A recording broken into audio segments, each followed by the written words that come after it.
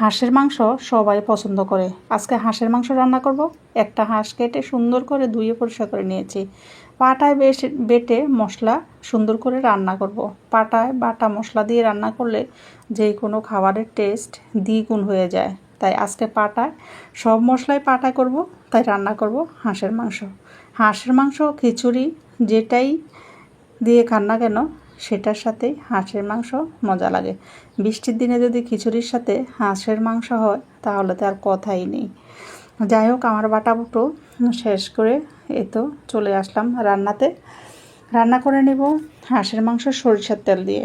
সরিষার তেল দিয়ে যে কোনো গরুর মাংস, হাঁসের মাংস রান্না করলে একটু বেশি মজা হয়।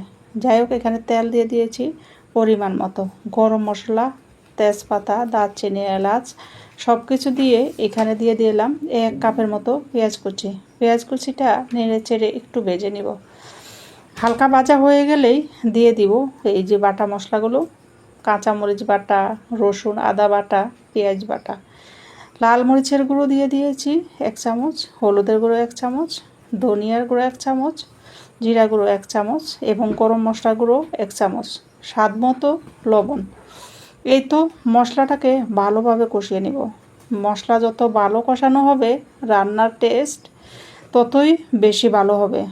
যাই হোক, 1/2 কাপের মতো পানি দিয়ে মশলাটাকে আমি আবারও ভালোভাবে কষিয়ে নিচ্ছি। তেলের উপরেও কিছুক্ষণ নেড়ে চেড়ে ভেজে নিয়েছি। এখন 1/2 কাপ পানি দিয়ে ভালোভাবে কষিয়ে নিয়ে এখন দিয়ে দিচ্ছি মাংসগুলো। মাংসটা দিয়ে উল্টে পাল্টে ভালোভাবে মশলার সাথে মিশিয়ে নিচ্ছি। চুলার আঁচ একটু মিডিয়াম করে ঢাকনা দিয়ে ঢেকে রান্না করব।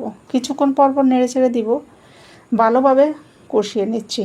যত ভালো কষানো হবে ততই রান্নার টেস্ট দ্বিগুণ। দেখতেই পাচ্ছেন কতটা লোভনীয় হয়েছে। কষাতে কষাতে আমি প্রায় সিদ্ধই করে ফেলেছি, প্রায় রান্নার পাশাপাশি। অল্প কিছু বাকি এখানে দিয়ে দিয়েছি বড় টুকরো করে কয়েকটা আলু। আলু ছাড়া যেন আমাদের চলেই না। আলু তো লাগবেই। যে কোনো মাংসতে কয়েক টুকরা আলু দিলে মনে হয় বাচ্চারা খুব খুশি হয়। যাই হোক, ওইদিকে আমি আলু কষাতে দিয়ে এদিকে অন্য চুলায় খিচুড়ি বসিয়ে দিয়েছি। হাঁসের মাংস আর খিচুড়ি। বাহিরে চলছে বৃষ্টি, দারুণ। এটা তো পছন্দ করেন সবাই। কে কে পছন্দ করেন জানাতে কিন্তু বলবেন না। খিচুড়িটাও আমার একদম চুলা কমিয়ে বসিয়ে রেখেছি। এদিকে একটু জল দিয়ে দিয়েছি হাঁসের মাংসতে। জলটা হবে মাখা মাখা। যেহেতু খিচুড়ি জল এত বেশির প্রয়োজন নেই, মাখা মাখা হয়ে গেলে হয়ে যাবে। সাথেও কিছু বেগুন ভেজে নিয়েছি। বেগুনটা হলে তো আরও জমে যায়। যাই হোক, রান্না আমার প্রায় শেষের দিকে। খাওয়ার জন্য একদম প্লেট সাজিয়ে বসে যাব। দেখতেই পাচ্ছেন কতটা লোভনীয় হয়েছে। কেমন হলো ভিডিওটা জানাতে কিন্তু বলবেন না। আল্লাহ হাফেজ।